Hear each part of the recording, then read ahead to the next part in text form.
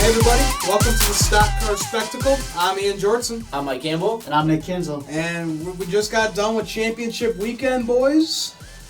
We do. We crowned 3 champions this week, so we're going to dig into that. But let's get into our diecast of the week first off. Alright, so I brought this one in before, but for kind of the end of the season here, this is my favorite race car of all time. It's Trevor Bain's 2014 Advocare Ford Mustang, because I've said it so many times on the show before that Nationwide Series body that they ran that year, like that Chase Elliott car over there, sexiest car I've ever seen. Mm-hmm. This one comes in a close second, might even be tied with it.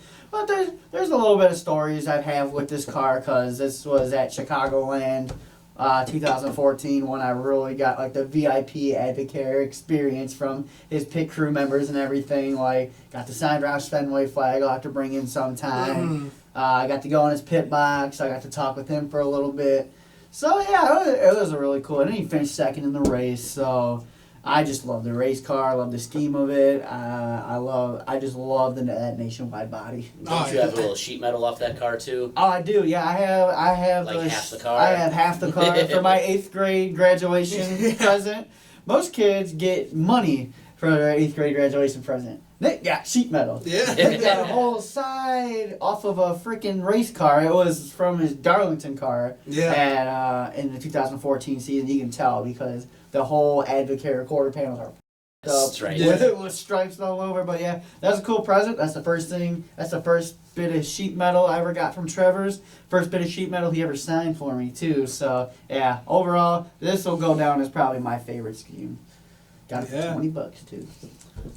It's perfect. Black Friday Plan B sales, huh? It wasn't even that. It was on eBay. Oh, was it the race day remembered site? I got like a whole set of them for each of them were like $20. So there was just a day where I think I bought 5 cars, and I looked at my at my debit card, at my bank statement. And I was like, oh, I'm down $100. And this was back when Patty could still have access to my bank account. She's like, I could just hear from upstairs, Nick, God damn it! And I was just like, oh, oops. And then, sure enough, 2 days later, there's 5 boxes piled up. And I was like, oh, it's a good day. Yep. And that was the best trouble you got. That was the best trouble I ever got into. Speaking of Black Friday sales, we got one more week.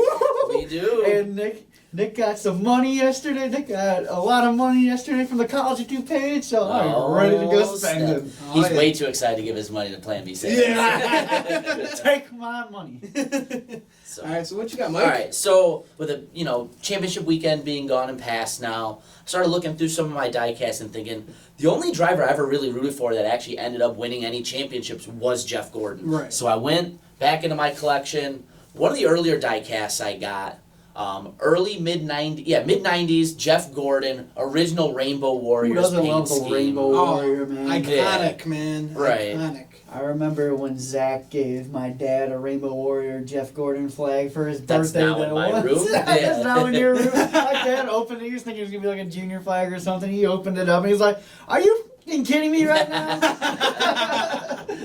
Yeah. Oh, man. So it's a weird diecast though, because it's got like a super wide body. I think this is from '97, if I'm not mistaken. It's super wide, and I know you've checked this out before, but dude, that's like twice the weight of a normal diecast. Really heavy. It's like crazy heavy. Oh, that is pretty heavy. Oh, knock somebody out, boys and girls. Yeah, definitely. You could kill somebody by throwing that diecast at them. But that is nice. Yeah. I like it. So, Gordon won, I think, 2 of his 4 championships running this scheme in 95 and 97. Yeah.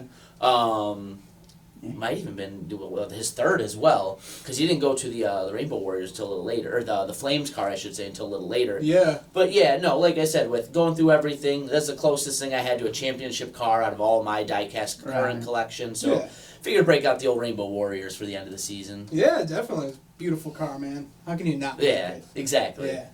All right, so what do you got going on? Yeah, so for my diecast of the week, I brought in Kurt Busch's 2004 Nextel Cup Series Championship car, the old Ford Taurus Sharpie car, and along with it, I got the mini Nextel Cup. You gonna hoist it up? Let's see. Are we champions? Stock Car Spectacle champions! Yeah! We did it! But no, this is probably one one of my favorite cars of all time. You just think about that race. Kurt Busch almost screwed it for Yeah, himself. he lost his tire. If that tire goes down pit road, that caution never comes out, and Kurt does not win the title. Yep. His own tire coming off, but he got back on the racetrack. He got that yellow. He got saved right there. That was crazy. And during that time, I was really young. I was a big Junior fan. I also liked Kurt because his number was the year I was born, 1997. So really big reason. Then he won the freaking championship. I was like, all right. I was like, holy crap, this guy is awesome. Back in his outlaw days. Yeah, man. right. Total badass. Yeah, I mean, still is. Yeah, he's still yeah, a total he's- badass, but And man. he's gonna keep going. But yeah, I love this paint scheme. And you got the NASCAR Nextel Cup champion Right little on the thing. deck. Yeah, right on the That's deck lid. sweet, man. Yeah. And it was the first ever. It was the first year that they brought in the Nextel Cup, and the first year that they brought in the Chase. So pretty big way to introduce it with Kurt Busch winning it. Yeah, I went back one of the last weeks or so, probably about 2-3 weeks ago. Bored of nothing to do and went back and watched a bunch of the races from that season. Man, the Chase was intense that year. Yeah, it that was. was some of the best racing I've seen. So yeah, that was. And then to see him win in such a cool car, bring home the first ever Nextel Cup. Yeah, Yeah. that's a great die cast too. It brings back some really good memories. Oh yeah, and how can you not like any of his Sharpie cars? They Oh, were yeah. so cool. They were awesome. Oh yeah, kick-ass sponsor, man. Oh, Wish hell we can yeah. get them back. Yep. But so we're all through that. Let's get into our race review. So we got Matt Crafton winning the Truck Series Championship with 0 wins. That's insane, guys. Right. Well, we talked about it. What does Matt Crafton have to do to win the championship? And he did exactly what he had to do. He Yeah. got off the strategy of the other 3. He pitted early. It worked out for him. Mm-hmm. No caution came out after that. He was setting sail. He had a really fast truck in the Oh, race. yeah. But yeah, Yeah. it's just crazy that he wins the title without winning a race. Because if we were going back to the non-playoff standings, if we just ran it out throughout the season, Matt Crafton would have finished 4th in the standings, 80 points behind. Brett Moffitt would have been the champion. Right. Yeah.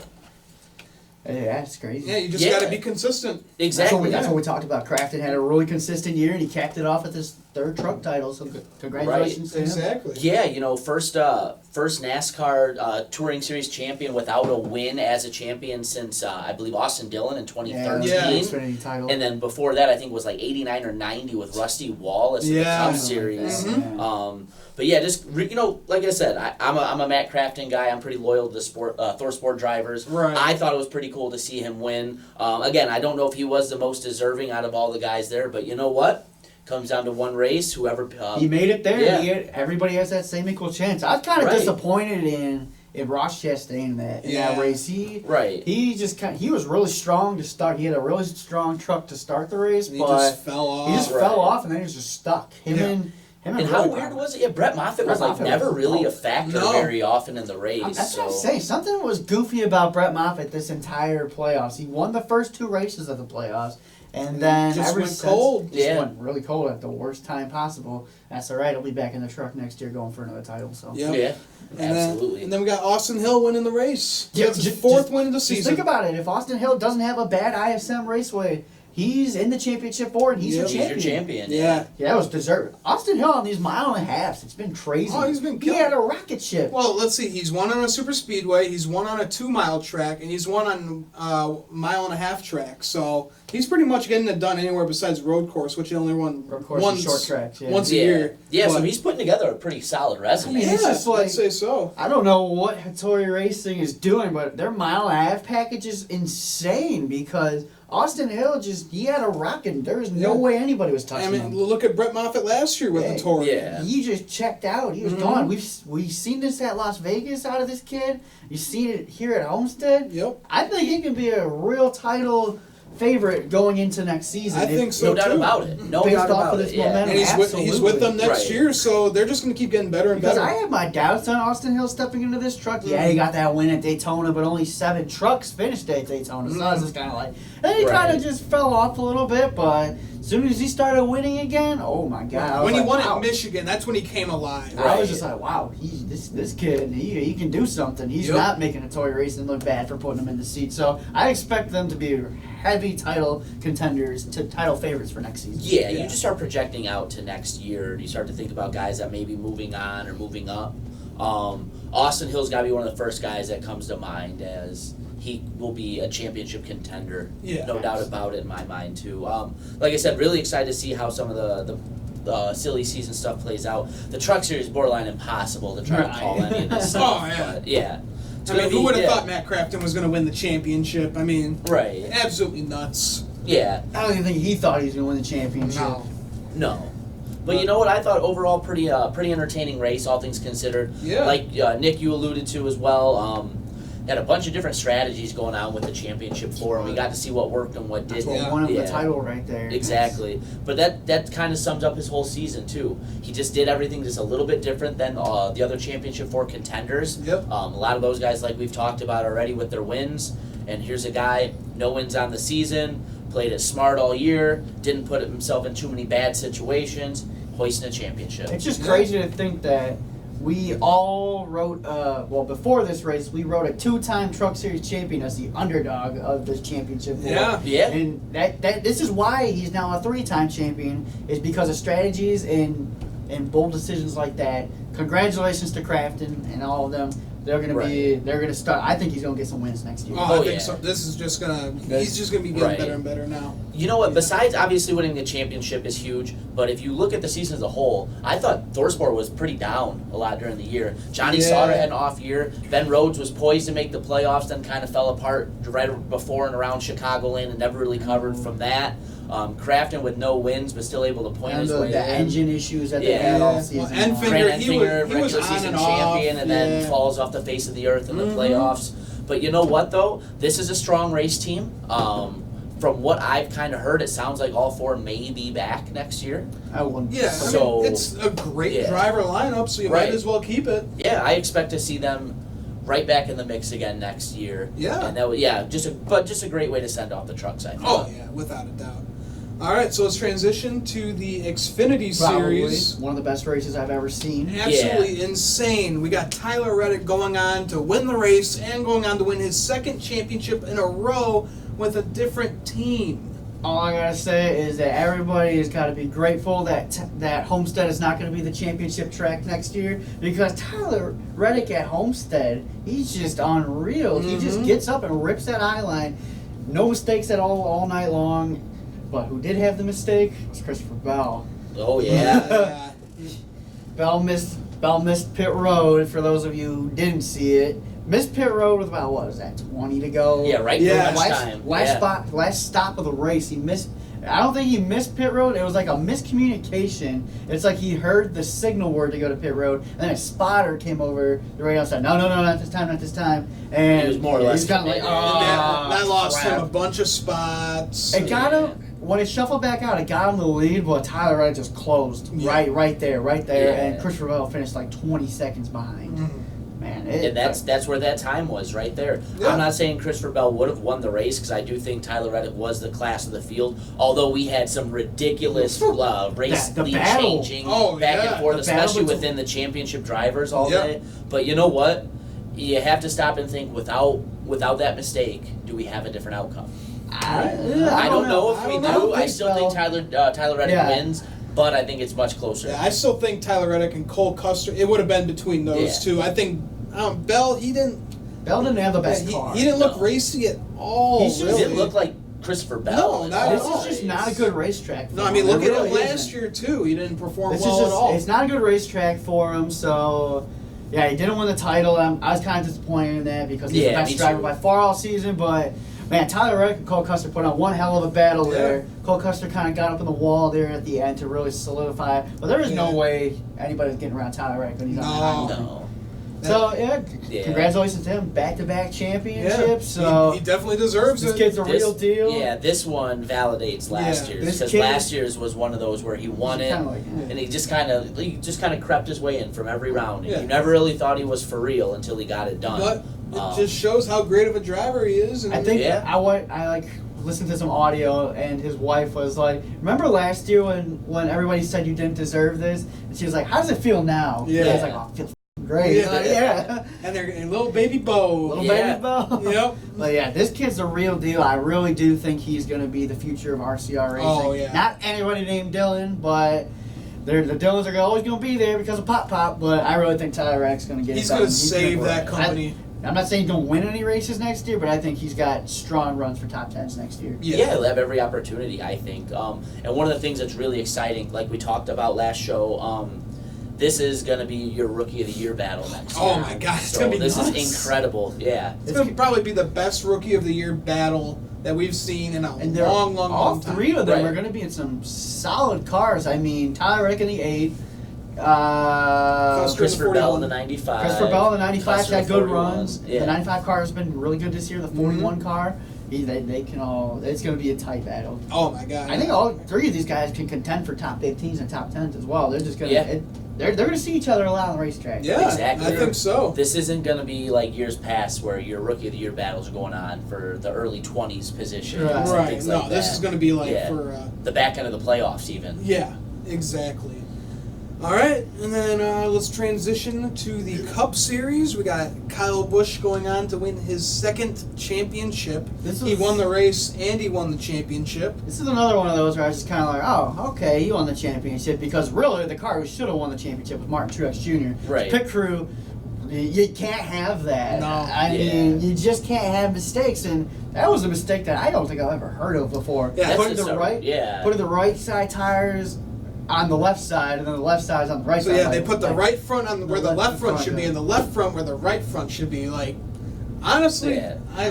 I guess it's where the grip goes Yeah. on the right, because there's more grip, I believe, on the right side. Well, and the tire pressures are going to be Yeah, completely different exactly. to So it balance just out I where throws the just off weight to of the the don't, car I just don't know how Right. you really mess that up, though. It's but- absolutely inexcusable, is Yeah, what it is. especially in for the a top, championship yeah, race. for a top team to do something One of the that best- stupid one in of the the best championship pit race, no crews way. all season Well, long. someone's getting fired. Oh, Yeah. it should be Just whoever because was handing out the Because that cost Truex his second championship. 'Cause That he- should have been his. He had the fastest car all day. Mhm. He led 103 laps, and he really took off. But yeah, pit crews. We talk about it. Like we talked about for Harvick to win a title, his pit crew can't get up for him. Well, they didn't, but Truex's pit crew did. And Denny Hamlin's too. Denny Right. Hamlin, With- Hamlin with his car overheating. Like Yep. he just put a big chunk of tape on that. Right. Like, They almost completely blocked off his radiator. There had to be no air whatsoever Yeah. getting into that engine to cool it like down. Denny did not have his best championship for.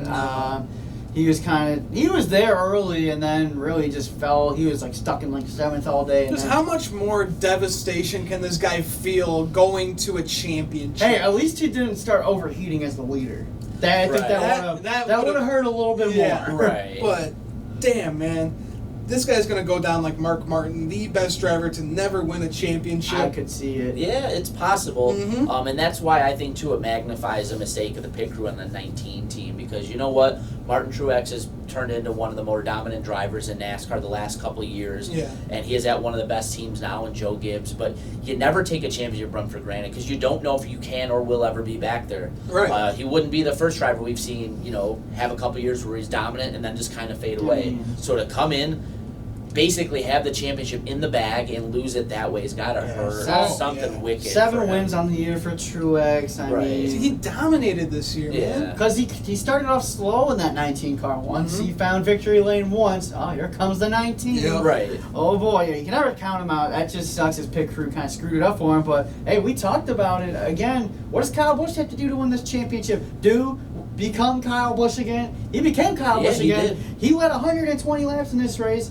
By far his best race of the season. Oh, This has hell probably yeah. got to be one of the bigger wins in his career. Oh, He yeah. came hot at the right time. Solidify that second championship. The crew was on their game. Mhm. Adam Stevens was on his game. It was cool. I saw a video. Somebody was filming, and he had Brexton and Samantha were in the pit box. Yeah. That was Brexton's first time during a race. Yeah, being on the because pit box. I think Samantha was pregnant with Brexton at the time. Yeah. Well, no. When Kyle won his championship in 2015, Brexton was an infant. Oh, Right. yeah. So yeah, it was cool to see him on that because Yeah. Oh, they got some great pictures. They got him in the cup. And then after, Kyle Busch put him in his car. He did what Kevin Harvick did. That was awesome. He put Bryson in the car. Kevin did it first. But Kyle got to do it this time after winning a championship. That is so cool. Because to me, at first, Kyle Busch didn't seem all that excited that he just won a championship. He was like, Well, I saw an interview with him where he said he was like screaming. He was crying on the last lap, and then like he got out of his car. He said he didn't know where his emotion. He didn't know where he was. Makes sense. I mean, so he just came out and he was like, just for the season, that Kyle Busch has had, during the summer months, he had a horrible summer months and terrible playoffs, really, until winning this race. I mean, I wouldn't say it's terrible. He didn't have a terrible by playoff. his standards. He was average. We for Kyle expect Busch. Kyle Busch to be a top 3 driver every week, and he just wasn't that in the summer months and in the early parts of the playoffs. But yeah, I guess my emotions will be running high too when this is the comeback.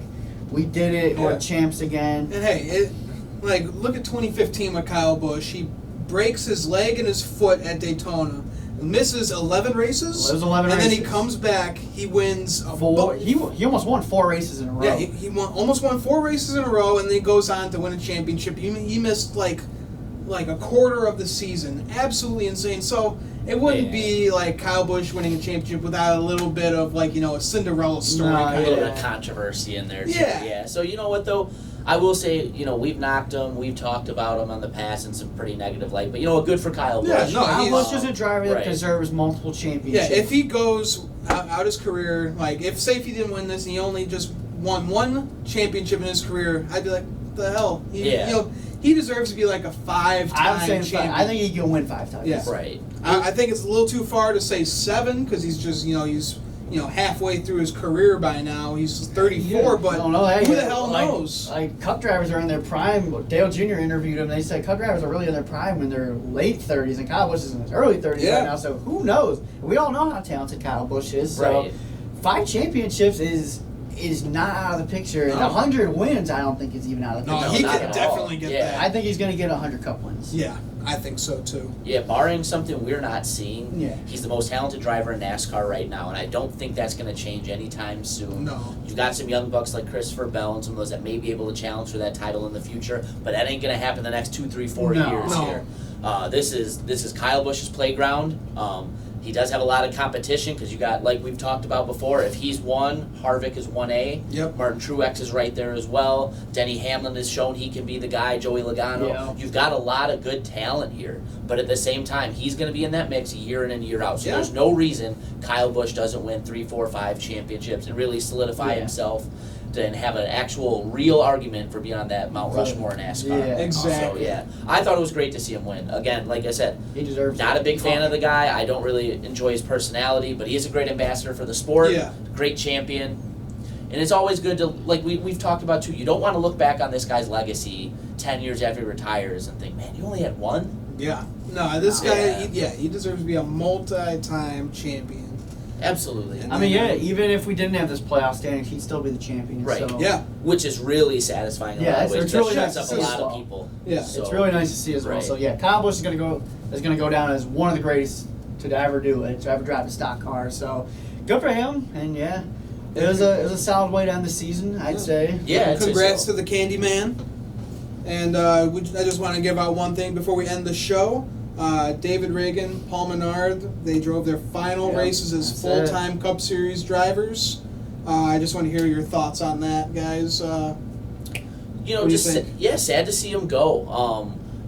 Paul Menard we've talked about a little bit on the show before too. A lot of people have knocked him in the past for being a daddy's and granddaddy's money kind of guy because family owns Menards. But you know what? I look at it a couple different ways. Number one, that's not his fault. And number 2, he's never used it, I don't think, maliciously. He's using it to help Matt DiBenedetto. Right, exactly. He got Matt DiBenedetto this ride for next year. He couldn't be any more classy a guy. And from anything I've ever heard about anybody that's had any interaction whatsoever with Paul Menard, it's been nothing but a positive experience. Yeah. We're going to miss having him around NASCAR. We're going to miss having him in the garage week in and week out. Mm-hmm. I hope he does stay around the sport in some capacity. Oh, I hope he does. As like a Menards kind of spokesperson or whatever, just kind of there at the track, keeping an eye on things. That wouldn't be bad. Right. He knows the sport.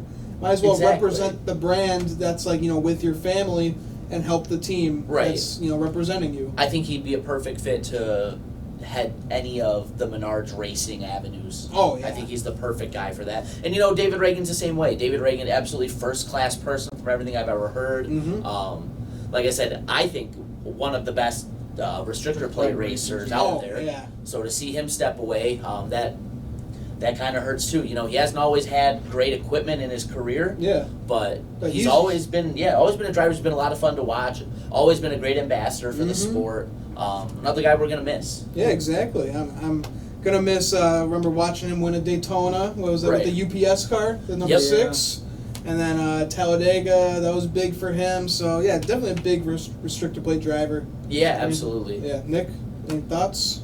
Yeah, it's sad to see him go. I was never much of a Paul Menard fan, but I gained a ton of respect for him when he told the team, put Matt DiBenedetto in this race car. We're going to back him with Menards and everything. Yeah, David Reagan, he's one of the nicest guys I ever seen him in the garage, said hello a couple times. Yeah. The sport's going to miss him. Yeah, definitely two great guys that represent the sport, and it's a lot of fans are going to miss their drivers. So, you guys have anything else to add?